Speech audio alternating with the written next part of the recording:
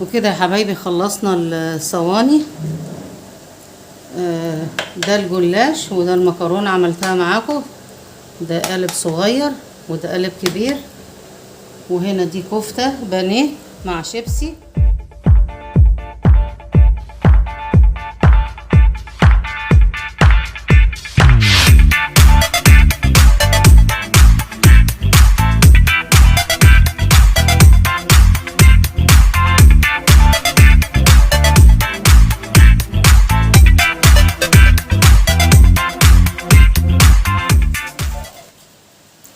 بسم الله الرحمن الرحيم. السلام عليكم ورحمة الله وبركاته.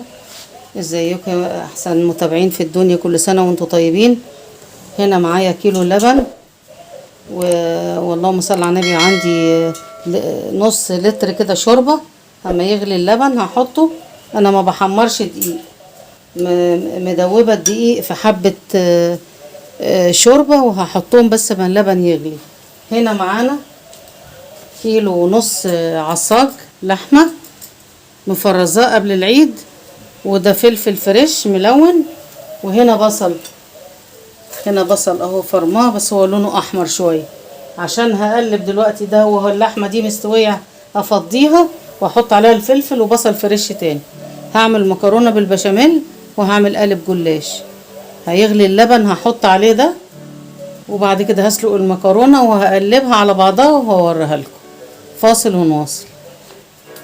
كده يا حبايبي سلقت المكرونه، وده العصاج بتاعها. حطيت لها شويه معلقتين معجون طماطم وصلصه طماطم متفرزه، ودي بقى اللي هي بتاعه الجلاش. ركناها على جنب وعملت البشاميل اهو.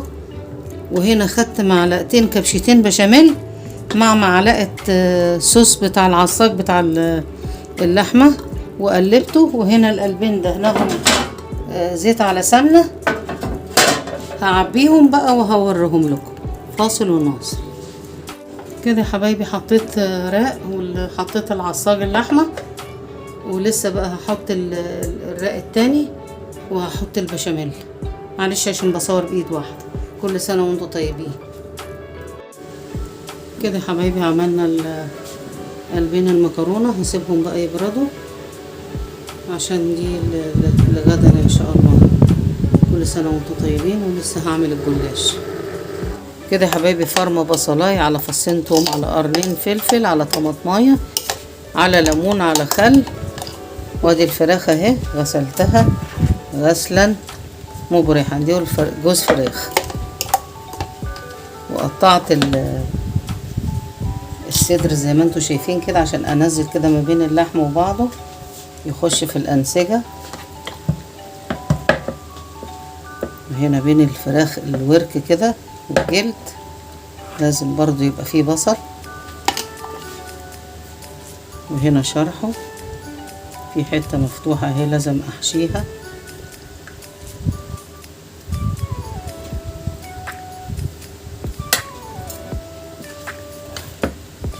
عشان يبقى اللحمة جوسي ومستوي وكله متبل شارب من بعضه.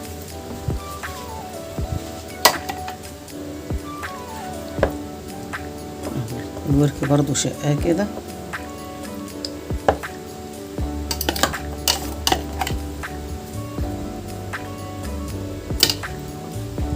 تنزلي ما بين اللحم وبعضه كده.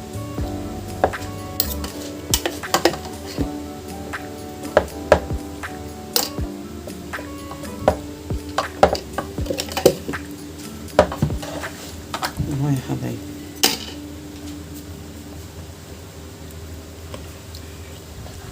اروح قلبه كده برضو وحاطه في الظهر كده عشان يبقى التتبيله طايلاه من فوق ومن تحت.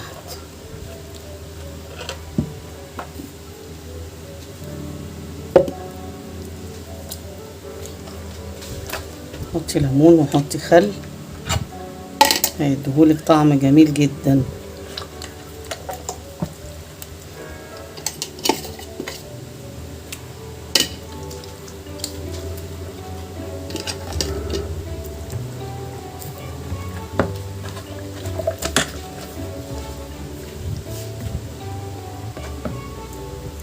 اما الباقي بقى اروح نازله بيه كده على الوش، احط عليه ورق فويل وهحطه في الفرن. وبعد كده هعمل له معجون طماطم وفرشه كده بليمون وملح وفلفل وهدهنها واحطها في الشوايه. فاصل ونواصل. كده يا حبايبي خلصنا الجلاش.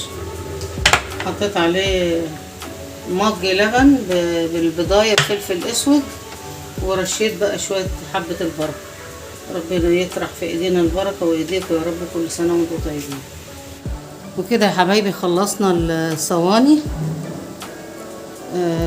ده الجلاش وده المكرونه عملتها معاكم.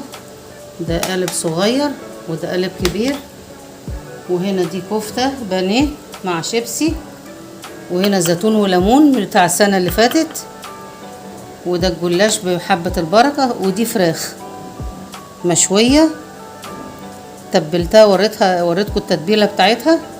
واحبكم في الله يا حبايبي، وما تنسونيش في اللايك والشير وتفعيل الجرس، واللي ما اشتركش فضلا وليس امرا يشترك. وعشان خاطر ربنا اعملوا لي لايك، لان انا بقالي كتير ما بنزلش حلقات، طبعا عندي امتحانات وبالليكه. ربنا ينجح ولادنا وولادكم ولاد المسلمين اجمعين. السلام عليكم ورحمه الله وبركاته.